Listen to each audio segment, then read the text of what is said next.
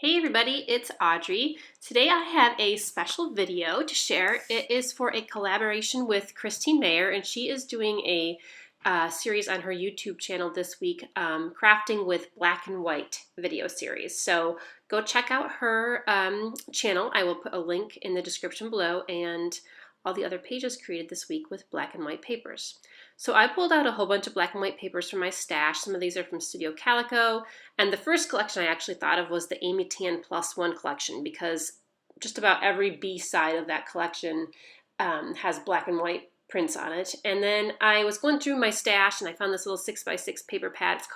It was the Highline collection by Basic Gray, and it had a couple cool black and white prints, and I loved the colors, and I was specifically looking for that really bright orange because I knew I wanted to do some orange with on this page. Now, as I get going here, I'm going to be kind of doing like an X design on the page, kind of like with 4 triangles.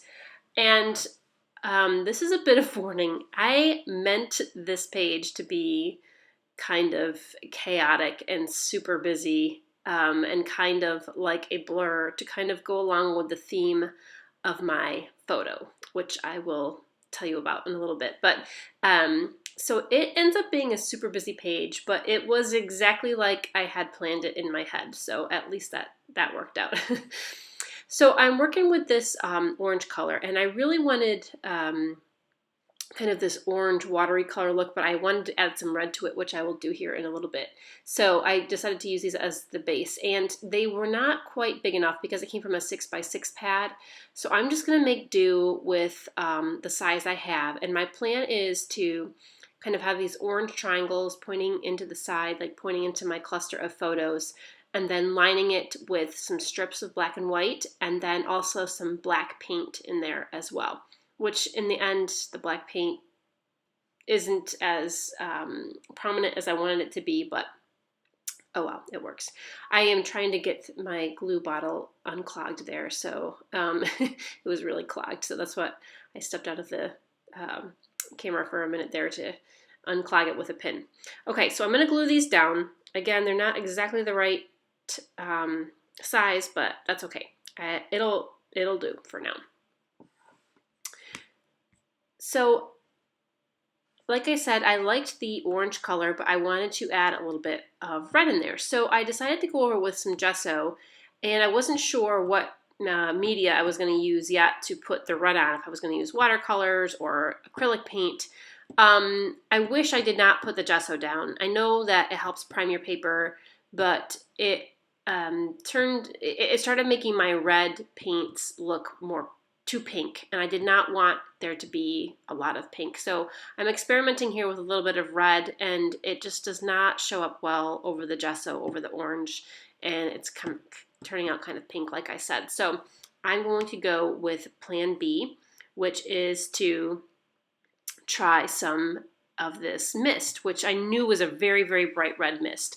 I don't usually like to use red mist because it kind of looks like blood, but I do like it on some occasions. So after doing this, like the packaging technique, it is pretty much the color that I wanted, and it really helps add a little bit of red to that orange to make it kind of a more orangey red. And I'm just going to splatter a few because I'm not worried about it looking like blood on this particular page. And by the way, it's a Christmas color, by the way. I think it's called Santa Baby, and it's an old glimmer mist. Okay, so I'm going to put that aside to dry, and I'm going to start cutting a whole bunch of strips of pattern papers. And I was being kind of anal here about this particular print because I wanted the words to go at a particular angle when I put the strips on the paper, so I had to cut the paper at an angle.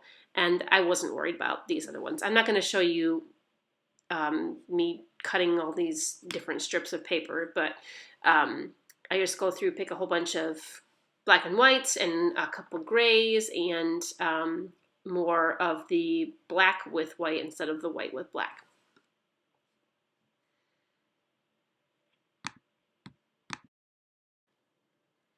Okay, so my page has dried, and now I am going to just use a dry 1-inch brush and paint some black acrylic paint on the sides of these triangles. I really wanted the dark dark black against the orange, and then I'm going to put the strips against the black. So I guess I'll tell you a little bit about this page while I'm going through this process of painting. These are some photos of my brother and I. Back in January, we had a surprise birthday party for my dad's 70th birthday, and afterwards my whole entire family, about 25 of us, were hanging out at the bar, which was where the party was. It was in a room at the bar, and I had a few too many. And my brother and I both had a few too many, and on the way home we were singing music at the top of our lungs in the car with the radio blaring. And we got home and we just listened to music in the basement of my mom and dad's house, in their finished part of the basement, really loud because we were afraid well, actually, I think we did wake people up. Anyway, we just had a good time singing some songs, and we were singing a lot of like rock songs. I'm a heavy metal, hard rock fan, and so I was kind of going for this page with a really like grungy, heavy metal, dark, with bright orange look. And so that's where the inspiration for this page came from. I actually looked up a couple Metallica cover albums to kind of get some ideas for colors and stuff to go along with the black and white, and that's where the inspiration from the orange came from, was some Metallica cover albums. Okay, anyway, back to the page. There's a lot more to this story that I'm not going to share, but I cut a whole bunch of strips. I glued them down, which I didn't show you that whole process because that was boring as well, but I just glued the strips down, and then I went through and stitched over them with some black threads on the white strips, and then I added some white stitching over the black paint because I thought the black paint needed to be broken up a little bit. It was too stark of a contrast. When I was going through that 6x6 paper pad, I really liked that kind of seafoam greenish paper. I thought it added a nice contrast to the orange. I didn't want it to be completely black and orange because I didn't want it to look too Halloweenish. So I definitely like that green, that aqua seafoam green in there. And then I have another piece of black and white paper behind that to kind of mount all my photos on. I am tearing right now a mixed media sheet, a lightweight mixed media sheet from ThermoWeb, which I love to add behind my photos or behind a cluster to help soften it up a little bit. And it kind of blurs the background and makes your photos stand out. So I love to add those mixed media sheets. They're kind of like fabric, but they tear like paper. I always say they're like an interfacing if you're familiar with sewing. So I love those. I pulled out these stars. I had like a little bin of like cut files that I didn't end up putting on a page, and these were some extra black stars. So I thought I would add those in. And I'm just playing around with the die cut pack that came with the Highline collection from Basic Gray. And I had remembered that I had it. I didn't remember at first that I had it, but when I saw the papers, it reminded me to look, and there it was. And I'm playing around with some of the elements from there. Those round tags with gold are from the Dear Lizzie Fine and Dandy collection, which I was just playing with on a previous layout. And I had them in there, and I liked the colors. I thought they went well with the colors of the paper I was using. So I decide here to go ahead and mount my photos on black because I thought it made them pop off more.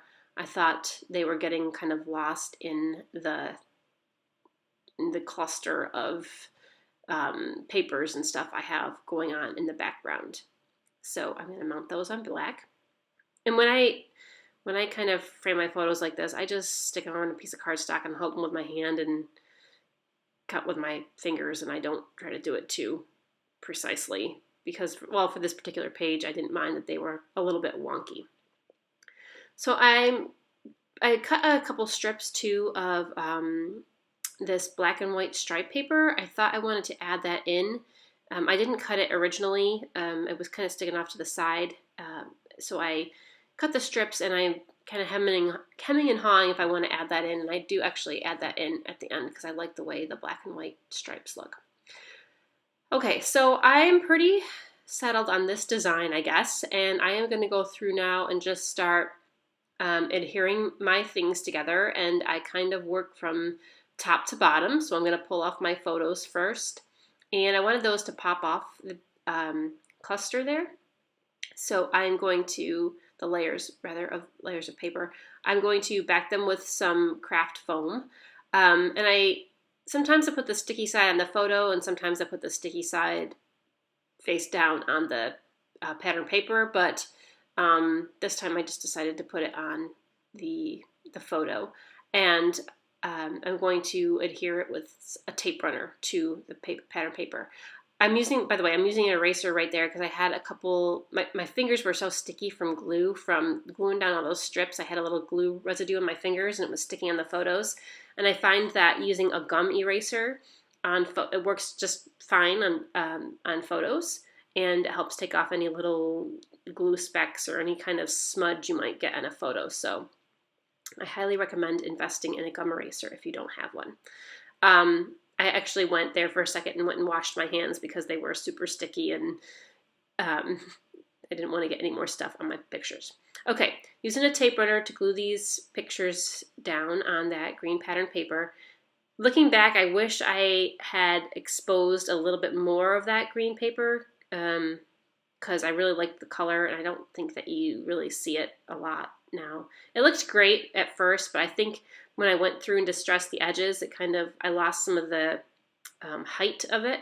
So anyway, oh well. Okay, for this mixed media sheet, I have been trying to find the best way to adhere this down. A tape runner doesn't roll on it very well, and I don't like the way the liquid glue works on it because it seeps through. So I just tried some tape strips, and that seemed to work great. So that's just like tearable tape there.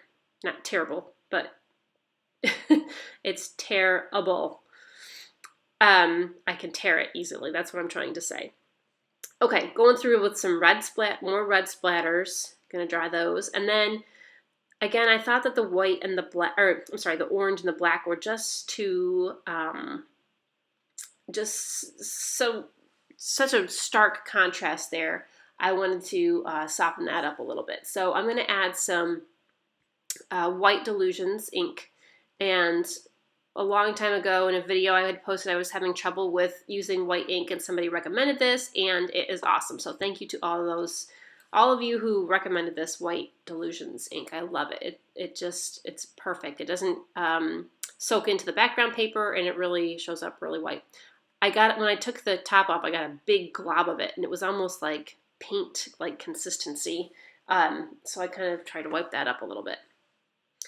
Okay, so I'm gonna just go back to layering all of my elements here and sticking them in.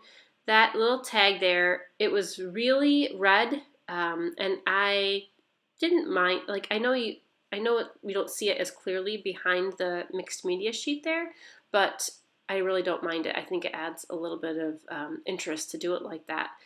And it softens the red up a little bit too, because it was a really, really stark red. And I felt like if I added that whole thing, that dark red, I was going to have to add some more red elements in. Okay, so I only had 2 of the my old scrappy die cut stars, so I knew on some of those thicker packs, those thicker phrases, the foam ones, that I had some stars too. So I think this is an Amy Tan one, I'm not sure, maybe Dear Lizzie, but I pulled out a couple of those. And then I decide that I do want to add in some more strips of pattern paper and go back through and add that black and white stripe in, because I love black and white stripe. Actually, I used this piece of pattern paper on my last layout too. That's why I'm using it here, because it was just sitting on my desk and we're working with a black and white theme, so I thought I would put it in. Okay, gonna glue those tags down, and I do go back and add some black and white twine to those. Gonna scatter some more stars.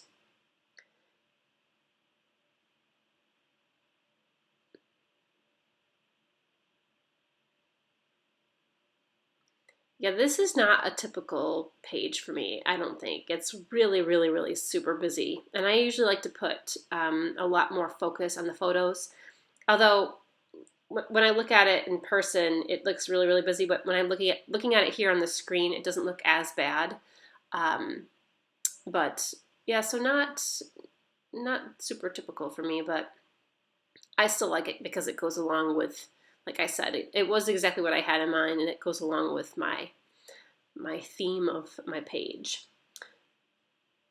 I was trying to decide where to put that little arrow that said cool. I loved it, and it was perfect colors, and I liked that it brought in a little bit of the darker red. So I wanted to keep it on there. And I went back, by the way, and added in some Seafoam, Heidi Color Shine. And I decided to title my page some of that the influence that was in for one of the reasons I already mentioned, but also because my brother's 18 years younger than I am, so we have a big age difference, but I definitely influenced his music choice. We were very close while he was growing up, and he liked to listen to a lot of the same music I did, and we still do listen to a lot of the same music. So you know, it was kind of about, you know, the influence of the drinks we had that night, but also the influence of our music love, I guess. So that's about it. So I went and added in some lines for my journaling and found some stickers for my title, and there it is. So kind of a crazy, fun page today. I want to thank Christine so much for asking me to participate in this challenge. I loved doing the black and white with the colors. So thanks so much, Christine. Be sure to go by and check out her video and her channel as well. Thanks so much, and I'll see you soon. Bye-bye.